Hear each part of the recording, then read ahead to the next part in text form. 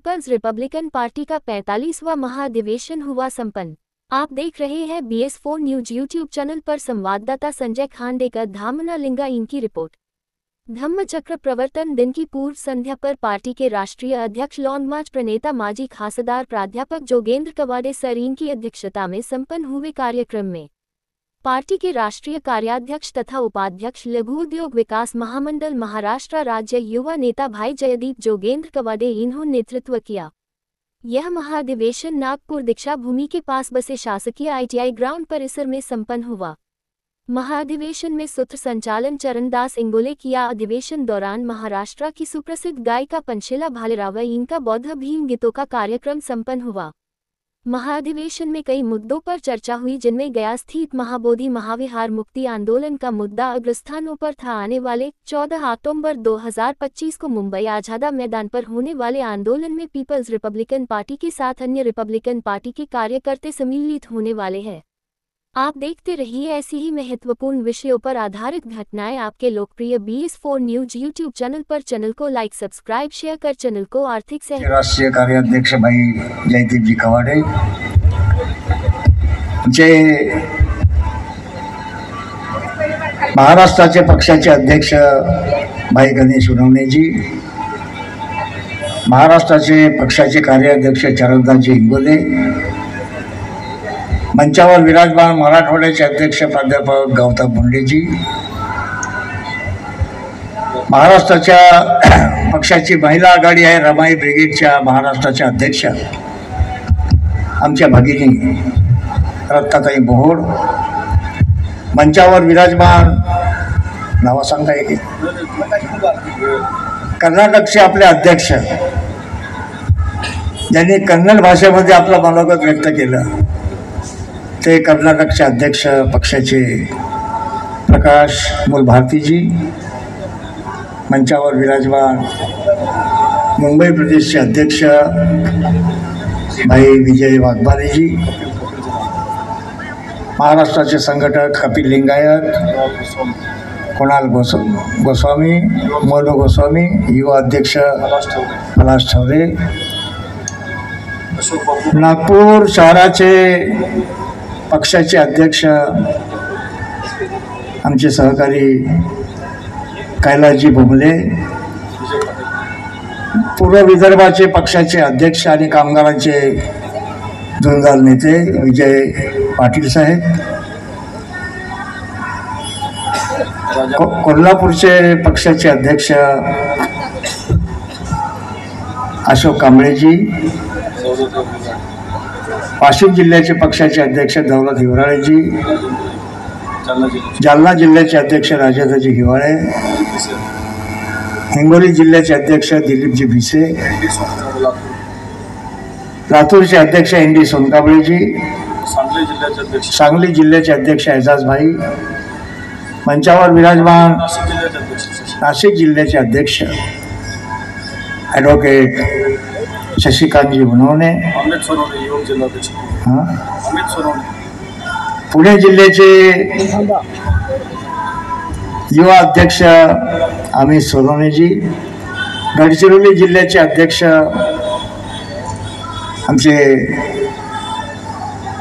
शेंडे साहेब भानारकरजी आलेले आहेत, कार्याध्यक्ष गडचिरोली जिल्ह्याचे, आमचे कल्याणचे अध्यक्ष भाई संतोषजी रोकडे, आमचे पक्षाचे 14 एप्रिलला दिल्लीची बाबासाहेबची जयंती करून मी 16 आणि 17 एप्रिलला महाबोधी महाविहाराच्या मुक्ती आंदोलन सहभागी झालो। 2 दिवस होतो त्या ठिकाणी, आकाश लामाजी वगैरे त्या ठिकाणी होते, अनेक भिक्षू होते, अनेक महाराष्ट्रातून जास्तीत जास्त कार्यकर्ते त्या ठिकाणी आले होते। मी महाबोधी महाविहारामध्ये जेव्हा गेलो तिथे काय चालतं, तिथे बुद्धाचं काहीच चालत नाही, तिथे पिंडदान केलं जातं। पिंडदान म्हणजे कवळा येतो शिवताना पिंडाला, तिथे चालतं। म्हणजे जे बौद्ध धर्माच्या विरुद्ध जे काही आहे ते सर्व त्या ठिकाणी चालतं बुद्ध विहारामध्ये। महाविहारामध्ये जाताना 5 मूर्त्या आहेत, 5 मूर्त्या तिथले पंडित पुरोहित सांगतात की ते 5 पांडव आहेत, झाकून ठेवलाय, त्याला कापड झाकून ठेवलाय, ते उघडून दाखवत नाही. म्हणजे संपूर्ण जगातील बौद्धांचं श्रद्धास्थान असलेलं महाबोधी महावीराचं विकृतीकरण सुरू आहे. विकृतीकरण हे थांबलं पाहिजे. अनेक वर्षापासूनचा संघर्ष सुरू आहे. अनागारिक धम्मपालजींनी युद्ध सुरू केलं. आपण त्या युद्धाचे सैनिक बनून कोणत्याही परिस्थितीत आकाश कोसळो की धरती दुभंगो, वादळ हो का तुफान हो, पण बुद्ध गयेचा महाबोधी विहार आम्ही पंडित पुरोहितांच्या ताब्यातून मुक्त करून बौद्धांच्या ताब्यात घेतल्याशिवाय राहणार नाही, हा संकल्प आपण सर्वांनी करूया. आजच्या पीपल्स रिपब्लिकन पक्षाच्या अधिवेशनाचा मुख्य हेतू हाच आहे. आपल्या सर्वांना माझी विनंती आहे की आपण जास्तीत जास्त मुंबईचा मोर्चा झाला की दिल्लीचाही मोर्चा जावा, देशाच्या प्रधानमंत्र्यांना भेटू, त्यांना सांगू तुमचं म्हणता मोदीजी आपलं काय ते सबका साथ सबका विकास सबका विश्वास ही घोषणा तुम्ही देता अपने भाषणातून. सबका साथ सबका विकास और सबका विश्वास की बात अगर आप करते हो तो बौद्धों के विश्वास की बात क्यों नहीं करते आप? बौद्धों के श्रद्धा की बात क्यों नहीं करते? आप अयोध्या में जाके पूजा करते हो, अच्छी बात है, लेकिन बौद्धों को महाबोधि महाविहार जाने के और उनकी वंदना करने की इजाजत क्यों नहीं दी जाती? म्हणून आम्हाला सर्वांचं सांगणं आहे की कोणत्याही परिस्थितीमध्ये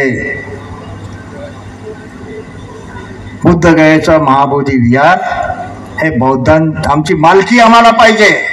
त्यापूर्वी आंदोलन सुरू केलं,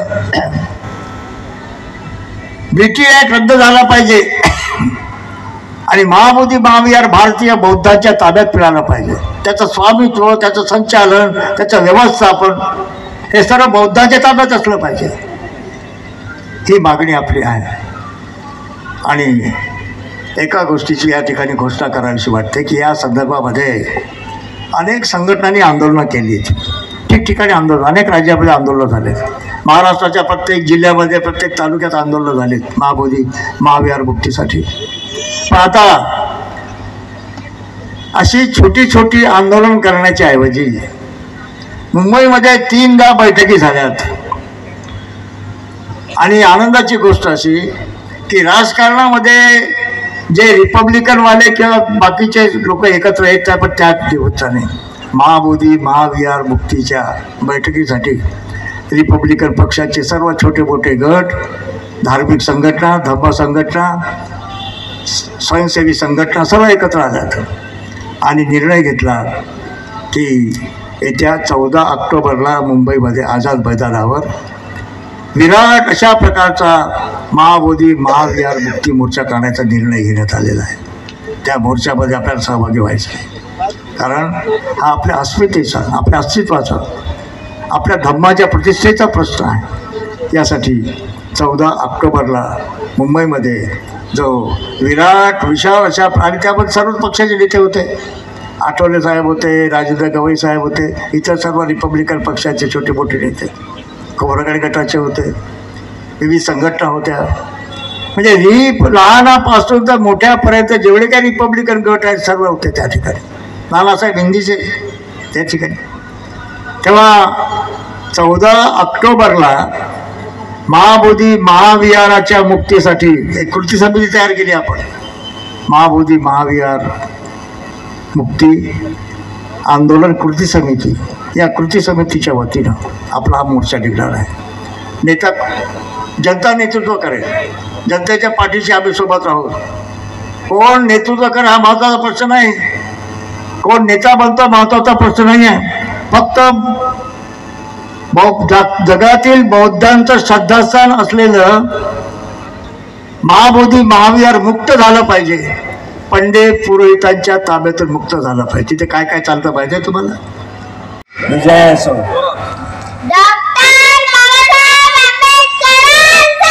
विजय छान असो. महापुराचा थैमान सगळीकडे आहे. अनेक राज्यातील अनेक शहरं पाण्यामध्ये बुडालेले आहेत. आपल्या महाराष्ट्रामध्ये देखील महापुराचा हा महाप्रकोप सुरू आहे. लक्षावधी शेतकऱ्यांची लक्षावधी शेती पाण्याखाली गेलेली आहे.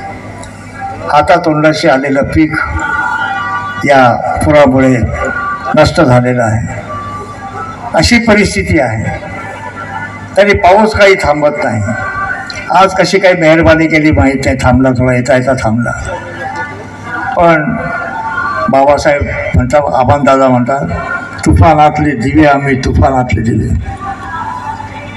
तुफानातले दिवे आम्ही तुफानातले दिवे, वादळ वारा ऊन पाऊस बुडी नामा शिवे, तुफानातले दिवे आम्ही तुफानातले दिवे. आपण दाखवून दिलं कोणत्याही प्रकारचं संकट आलं की त्याच्याशी मुकाबला करायचा. ती बाबासाहेबांची शिकवण आहे, ती भगवान बुद्धाची शिकवण आहे, ती ज्योतिबा फुलेंची, शिवरायांची शिकवण आहे, शाहू महाराजांची शिकवण आहे. त्यांचाच वारसा घेऊन, त्यांचाच आदर्श घेऊन, त्यांचाच विचार घेऊन पीपल्स रिपब्लिकन पक्षाची वाटचाल सुरू आहे. जास्त काही बोलायचं नाही आहे. आमच्या सर्व नेत्यांनी अनेकांना बोलायची संधी नाही मिळाली.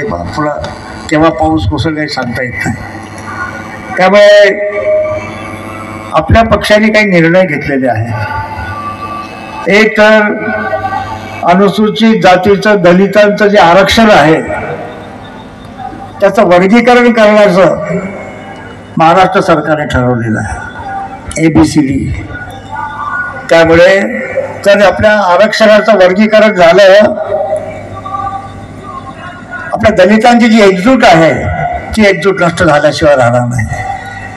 दलितांमध्ये बेकी माजावी, दलितामधल्या वेगवेगळ्या जाती एकमेकांशी भांडत राहावं यासाठी त्यांनी हे वर्गीकरणाचं, आरक्षणाचं वर्गीकरणाचा घाट घातलेला आहे.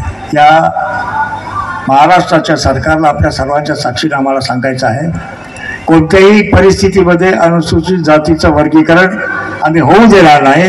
आणि हायकोर्टाने जरी सांगितलं तरी पुन्हा मी सुप्रीम कोर्टामध्ये जावं. हायकोर्टाने निर्देश दिलेलं दलितांचं आरक्षणाचं वर्गीकरण आम्ही थांबवल्याशिवाय राहणार, आपला पहिला प्रश्न आहे.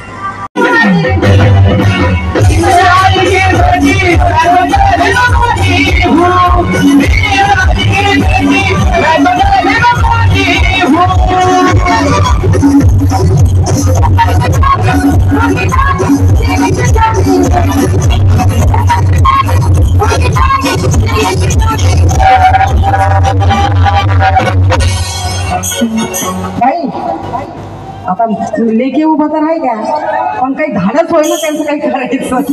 नुकतं उभं राहिलं बिचारा.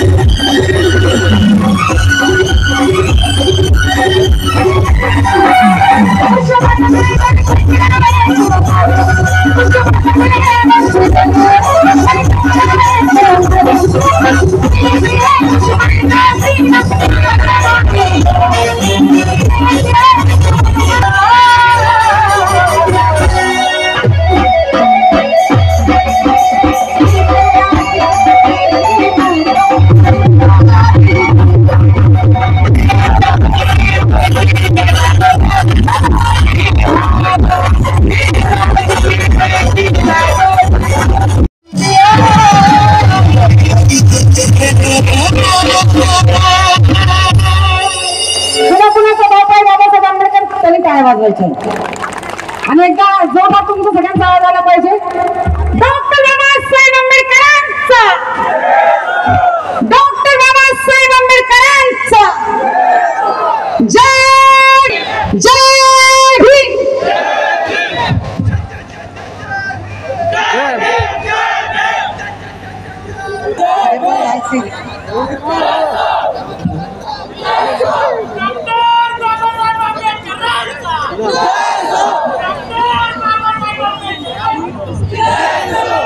भीमराज की बेटी एक साथ